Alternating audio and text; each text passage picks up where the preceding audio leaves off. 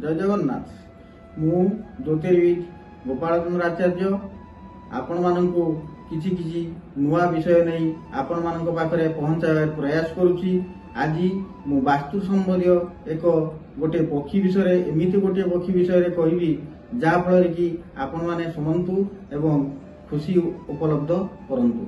आज घर मध्य पारा बास कले शुभ कि अशुभ यही विषय रे मु आपण माननकु किछि तथ्य आपण माननक पाखरे पहुंचाइबार प्रयास करूची। घरे पारा बास कले एक प्रकार शुभ फल मिलथाय बोली वास्तुशास्त्र रे लेखा अछि। एहा केही केही मत दियंती वास्तुशास्त्र को काटी कहंती जे ना पारा घर मध्य रे बास कले अशुभ फल मिलथाय, किंतु पारा एक होची सरल विश्वासी पक्षी आउ शांत स्वभावर पक्षी। से कारी कूटनीति गणमाध्यम इत्यादि ता भूल भटकरारे किसी काम करे नाही, किंतु से काहारी प्रति अन्याय आचरण करे नाही। आहुरी देखिबा गले पारा अन्य पक्षी भली से गछ मध्य बसा बांधे नाही, से गृह मध्य बसा बांधे। गृह मध्य बसा बांधिबाटा बहुत शुभकर अटे। पारा गोटे एमिति पक्षी तार शब्द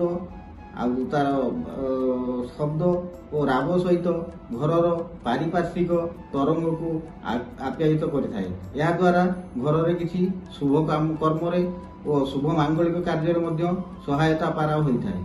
किंतु आम्बे देखिबा गले पारा एमिति एक पक्षी जहा फल रे से जहा घरे मध्य बास कले एवं अंडा मध्य देले ताहा बहुत शुभ फल मिलथाय। घरर धन धान्य संपन्न धर्म अर्थ मोक्ष प्राप्ति मध्य होइथाय। पारा को आमे माने शुभ बोली वास्तुशास्त्र अनुसार पारा को आमे शुभ बोली भाबी जाऊ एवं पारा दुख दुर्दिन को हटाई सुख समृद्धिर आश्रा मध्य देइथाय। भविष्यत रे पारा को केबे अवहेला करिवे नाही एवं पारा को मध्य खाद्य चाउल गहम इत्यादि खाइबा को देले पानी इत्यादि खाइबा को देले आपण मानकरे आउ बहुत शुभ फल मिलथाय। मु एतिकी कहि विदाय नेउची। जय जगन्नाथ।